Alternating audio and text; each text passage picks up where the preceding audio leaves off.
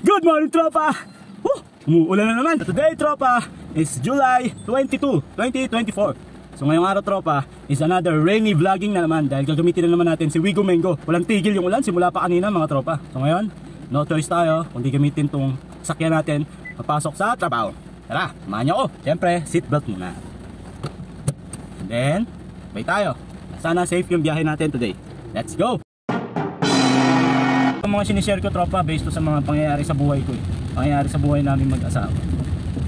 Nung nagsisimula kami ni Mrs., nung lumipat kami dito sa Kabuyaw, gipit ako. Meron na akong trabaho, no? Regular na ako sa dati kong pinagtatrabahuan, magawa ng kotse sa Ford Motor Philippines, Santa Rosa.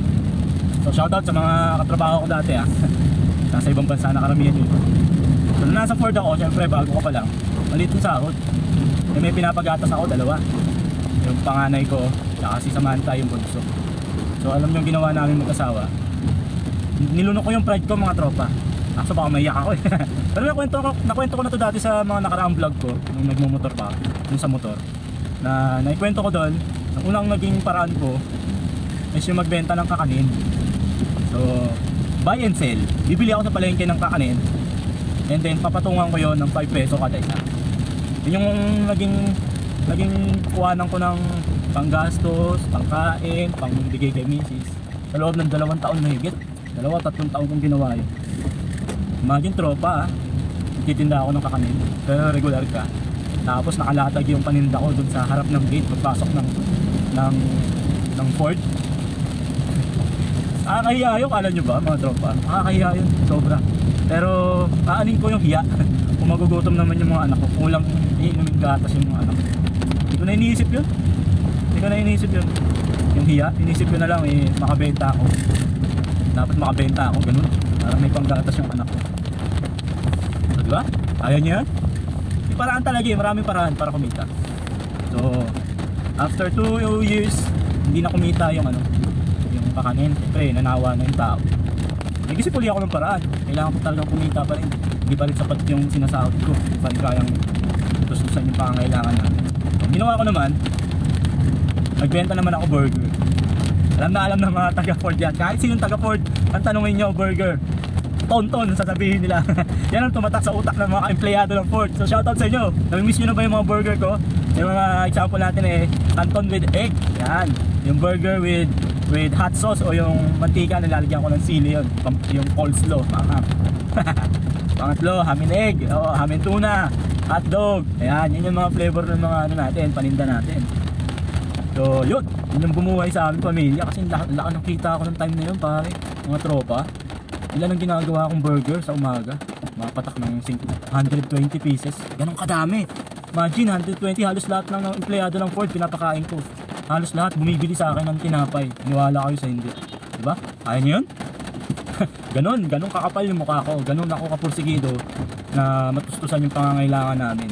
Pero si Mrs. syempre tinutulungan din ako.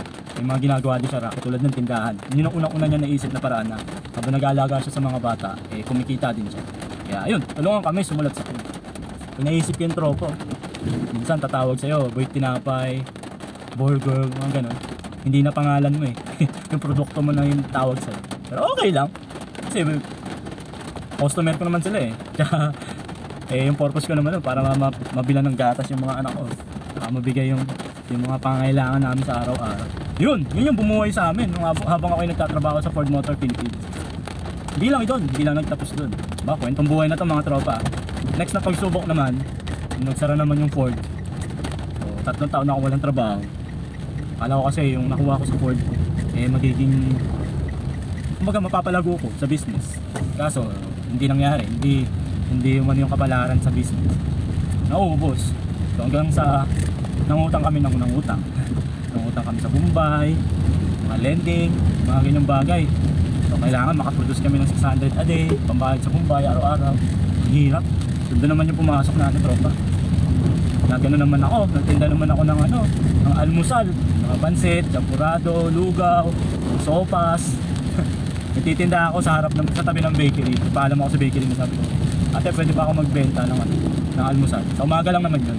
Siguro mga around 5 AM hanggang 8 AM hanggang di pa nauubos yung paninda ko. Yun, Ganun ang ginawa ko, kapal talaga ng mukha ko. Pero nahihiya talaga ako nun. Kasi syempre yung tingin sa'yo ng tao. Dati may trabaho, tapos ganyan. Hindi mo maiwasan yun. Pero, ang tinatak ko sa isip ko, para sa pamilya ko to, kaya hindi ko ikinakahiya.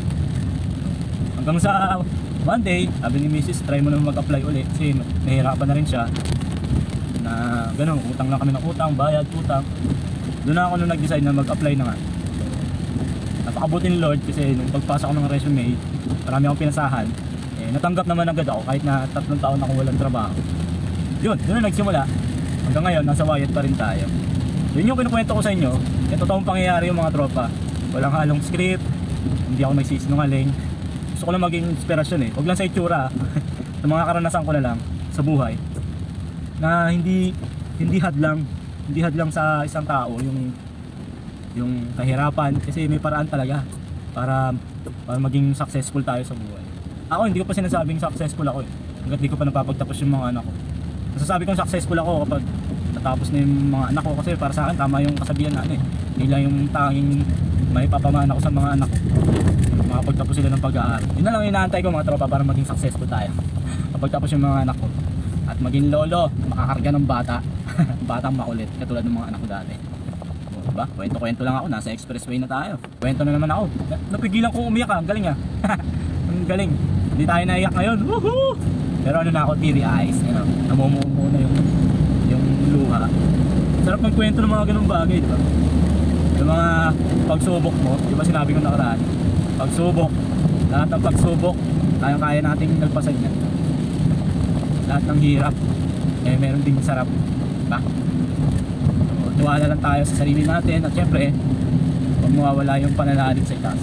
Minsan kasi, lalapitan lang natin siya kapag walang-wala na talaga. Naamin ko, ganun ako.